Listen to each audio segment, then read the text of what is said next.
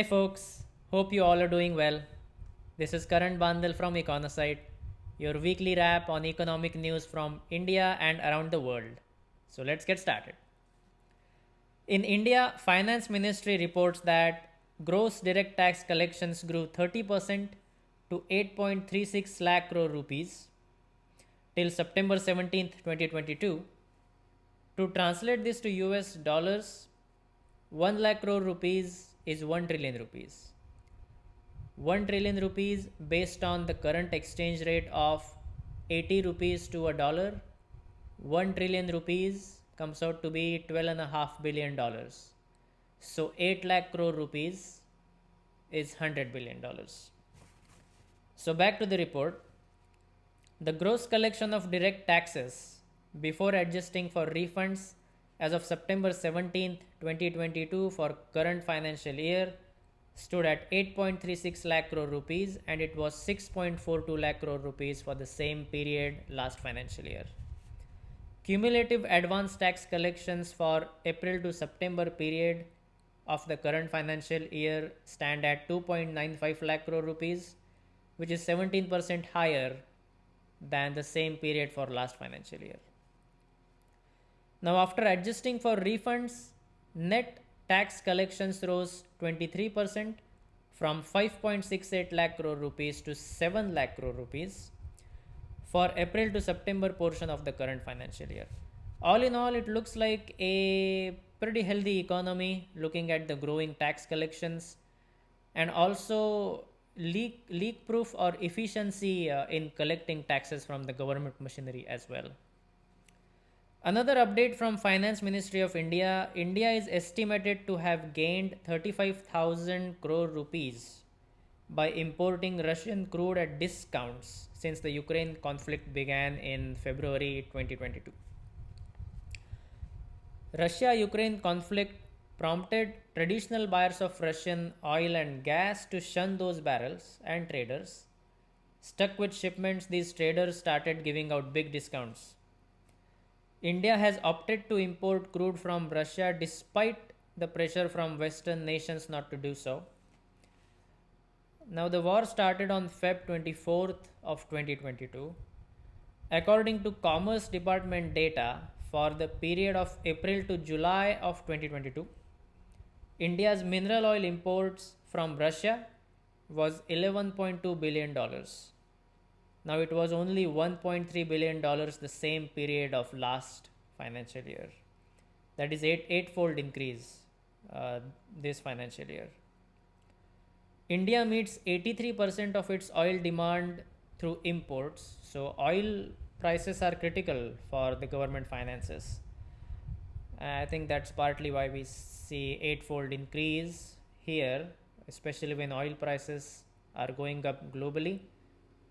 So if you're getting discount somewhere, and it's going to help your inflation or foreign exchange, then I think that's what the government of India has done. Now, refiners buy oil, not the government, but cheaper oil means current account deficit remains in check by lowering import bill and reducing dollar demand as well. Earlier this month, Finance Minister Nirmala Sitharaman had told a seminar that importing oil from Russia was part of the inflation management strategy and other countries were also doing something similar. I think India is doing much better when it comes to managing inflation in the current global environment. If you look around the world, Europe is facing inflation in the range of 8 to 10%. Here in the US, inflation has been in the range of 7 to 9% since December of 2021. UK is seeing inflation of 10% or higher. Turkey has seen inflation of 80% the last I checked. So whatever strategy Indian decision makers are adopting, it is working so far. Next update is on a similar note. Inflation easing but stay cautious, says Finance Ministry report. Retail inflation dropped from 7.79% in April 2022 to 7% in August 2022. Wholesale price inflation also dropped by 3 percentage points to 12.41%. Even with dropping inflation, downside risks to growth persist since India is integrated with the rest of the world. Report cautions that winter months will be critical since Europe will be in a tough spot given its heavy reliance on Russian oil and gas. I think report is highlighting this because Europe has sanctioned Russia to deter it from continuing the war. They have essentially decided that they will not buy oil and gas from Russia. That means they will compete with the rest of the world to buy non Russian energy, which is limited, thus bidding up the prices.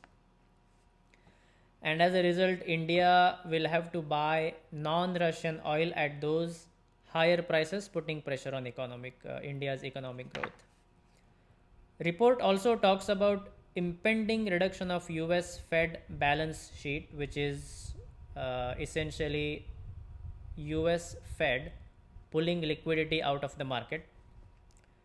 This reduction in balance sheet will lead to capital outflow from India, or at the very least, it will reduce capital inflows to India, which again puts pressure on India's economic growth. Report states that India has achieved rapid and broad coverage of vaccination. The government did not spend irresponsibly during the pandemic years of 2020 and 21, so government finances are in much better condition if you again compare it with the rest of the world. And because of bright growth prospect, Indian imports are rising faster than the exports because globally things are slowing down, so exports are slowing down, but India is picking up, so the imports are going up. So financing this gap will have to be given a high priority. So I think although inflation in India seems relatively subdued, things can change very quickly depending on how the global events pan out in the coming months, especially in the winter. And a lot will depend on how India manages its already dwindling foreign reserves as well as import bill. Now, update from Asian Development Bank. Asian Development Bank sees growth among emerging Asian economies of 4.3% in 2022, 4.9% in 2023. So again, Asian economies are gaining momentum, growing, whereas the developed part of the world, Western nations, will either see slowing economies in the next year or two, or even receding economies. Asian Development Bank expects rest of developing Asia, excluding China, to grow by 5.3% both in 2022 and 23. So China is kind of dragging down the growth of Asian region. Asian Development Bank expects China to grow by 3.3% in 2022. India's growth projection per Asian Development Bank stands at 6.5% for this financial year. This will be the first time in more than 3 decades where China will grow slower than the rest of the developing Asian region. Last time it happened was in 1990 when China grew by 3.9% and the rest of the region by 6.9%. According to Asian Development Bank, China remains a big exception because of its intermittent but stringent lockdowns to stamp out sporadic outbreaks. Now, I don't understand that. So, China is still continuing zero COVID policy, even after vaccinating their population using their domestically developed vaccine. So, I mean, it makes you wonder how efficacious that vaccine is. In contrast to that, easing pandemic restrictions, increasing immunization, falling COVID-19 mortality rates, and less severe health impact of Omicron variant are encouraging mobility in much of the region, thus catalyzing economic activity, thus improving economic growth. So to conclude, I think tax revenue of Government of India looks pretty solid so far. Inflation is relatively moderate. It is above 2 to 6% range that RBI targets, Reserve Bank of India targets. But if you compare it with what's going on in the rest of Asia, in the developed world, in the West, it is much better. However, tightening by the US Fed and Russia Ukraine conflict driven potential rise in global energy prices are going to be a drag on India's economic growth prospects. So there's a lot to be hopeful about when it comes to India's economic growth prospects, but challenges are many.